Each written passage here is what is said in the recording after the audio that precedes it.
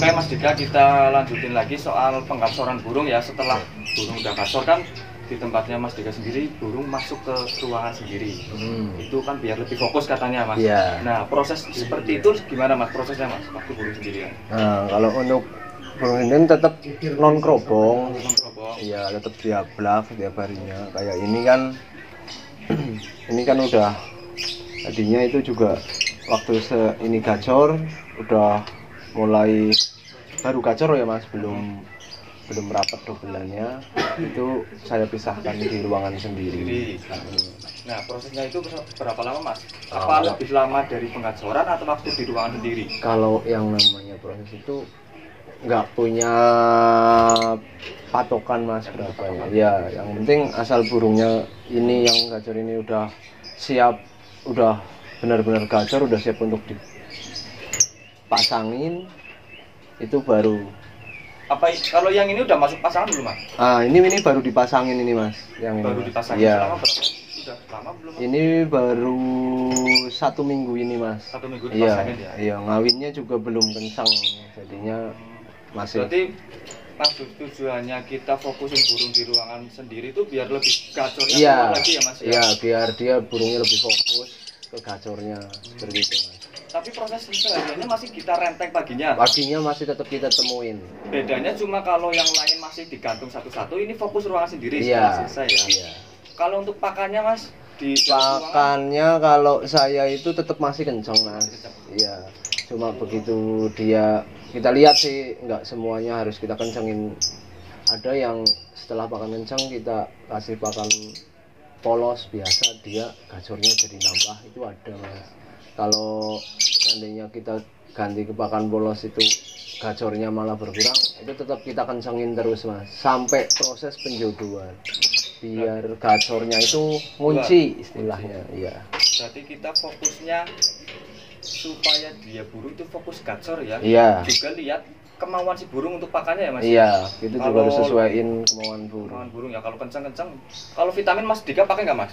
Kalau vitamin ada Mas. Ada. Iya, cuma ya tetap kegunaannya sama kok. Sama ya, semua bisa dipakai ya Mas ya. Iya, yang penting tidak apa ya, tidak menyakiti burung ya Mas. Betul, itu tujuannya kan biar burungnya jadi fit, sehat terus itu. Otomatis kan kalau dia sehat kan gacor Mas. Waktu proses sendirian di dalam ruangan, apakah ada proses pemandian juga Mas? Kalau pemandian ini tetap mandi aja Mas. Dia mandi tetap sama. Oh masih sendiri, berarti kalau udah masuk dalam rumah udah biarin aja Mas? Iya. Suruh gacor sendiri, bunyi-bunyi itu ya? Iya. Nah kita kan udah masuk penggacoran dan fokus di ruangan. Setelah itu kan dijodohin Mas? Iya. Dijodohin kalau di tempatnya Mas Dika sendiri, kalau udah dipasangin betina, apakah langsung dipasangin glodok atau gimana? Enggak, kalau saya Mas? Biasanya kalau awal itu saya pasangnya masih tetap di kandang bulat. Nanti kalau begitu dia udah mulai benar-benar akur, baru kita masukin ke kandang kotak. Itu kita kasih glodok, tujuannya itu kan supaya dia mau kawin Mas. Kalau jantan kan kuncinya kan di kawinnya Mas, bukan ya. Iya, kalau seandainya dia nggak ngawin-ngawin, biasanya yang udah ini saya itu pasti trouble. Kalau udah masuk masa pengawinan Mas, jenengan ini burung masih dijemur atau dipisahkan dari burung-burung lain Mas? Kalau udah kita pasangin betina. Kalau saya udah pasangin sama betina itu biasanya saya pisah ruangan Mas. Pisah ruangan. Iya. Tujuannya untuk apa Mas? Tujuannya ya biar dia gini Mas, kadang-kadang kan ada ya kalau yang jodohan baru itu dia si betinanya kalau sendirian itu akur, tapi kalau dia lihat banyak burung itu biasanya betinanya galak kan ada Mas, seperti itu Mas. Itu biasanya itu buat ngindarin seperti itu aja. Yang ditakutin untuk tarung sama jantan sendiri ya Mas ya. Itu. Kita fokus lagi mau ngawinin, lihat burung lain, birahnya naik si betina gitu ya. Seperti itu Mas. Kalau masa penjodohan sendiri, pakannya tetap polos ya Mas ya? Pakannya kalau penjodohan biasanya tetap kencang Mas, saya Mas. Malah kita naikin birahinya si betina dan si jantan biar dia cepet ngawin, seperti itu. kita up terus ya untuk masalah birahi sampai dia benar-benar udah rajin ngawin, terus udah enak. Itu biasanya saya tetap pakai pakan kencang. Tapi setelah dia udah mau jalan, kita biasanya kita rubah Mas, pakannya itu biasanya kita perlahan turunin itu yang akhirnya kita kasih millet polos aja.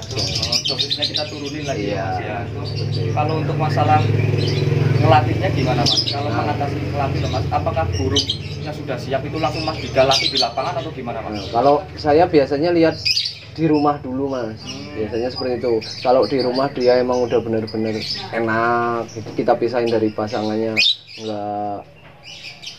nggak perlu waktu lama dia langsung keluar gacurnya. Itu biasanya baru saya proses pelatihan burung di lapangan. Iya, kita latihan burung. Kita kan lihatnya kalau di YouTube gitu Mas, teorinya mudah ya, tapi kan selama proses sampai ke gantangan itu makan beberapa bulan juga ya Mas ya. Iya. Tetap ada proses juga, kendalanya juga Mas. Enggak semuanya burung yang udah konslet di rumah itu bisa kita bawa lapangan dia langsung jalan. Itu yang punya Mas juga yang satu itu sudah berapa bulan belum jalan di lapangan Mas ya. Masih takut juga seperti itu ya.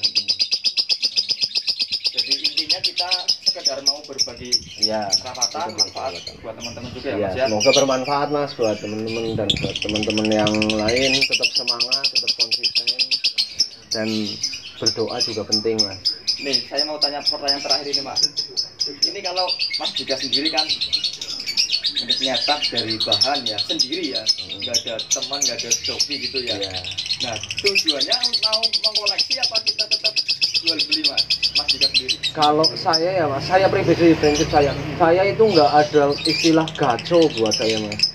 Kalau saya itu ada burung saya yang udah jalan bagus, enak di gantangan, ada yang suka, harganya cocok, pasti saya lepas. Berarti hobi sama bisnis juga. Nah Mas, ya? Iya Mas, karena kita hidup juga kan butuh uang, butuh makan. Itu ya kalau plur bisnis, kalau saya nggak plur hobi Mas. Saya tetap kalau untuk lakbet ini semua lah, saya itu pasti jual. Saya jual ya. Kalau jadi kalau ada bahan orang yang suka, walaupun masih bahan, orang yang suka, kalau harganya cocok saya lepas Mas. Mungkin kan bisa buat jadi inspirasi juga teman-teman di rumah Mas. Iya. Biar merawatnya semakin fokus, udah jadi kan bisa kembalikan modal gitu, nggak asal beli bahan juga. Betul. Ya untuk teman-teman yang di rumah itu, kalau buat saya, saran saya itu yang pertama tetap dia harus jeli milih bahan Mas. Karena nggak semuanya jantan itu bisa diproses. Ada yang udah menurut orang-orang itu gacor lah, iya gacor panjang, itu belum tentu itu bisa diproses jadi burung konsletnya. Berarti faktor penting nih ya, kunci terakhir ini dari pembahasan kita selama beberapa menit, tetap pemilihan materi yang pas ya Mas ya. Soalnya itu sangat penting, jangan asal milih nanti jadinya pusing lagi Mas. Iya. Ada bahan ini, bahan pusing akhirnya seperti itu. Oke, terima kasih waktunya Mas Dika. Ini karena udah siang, kita lapar, mau ke cari makan dulu. Oke. Terima kasih waktunya Mas Dika. Ya, sama-sama. Oke.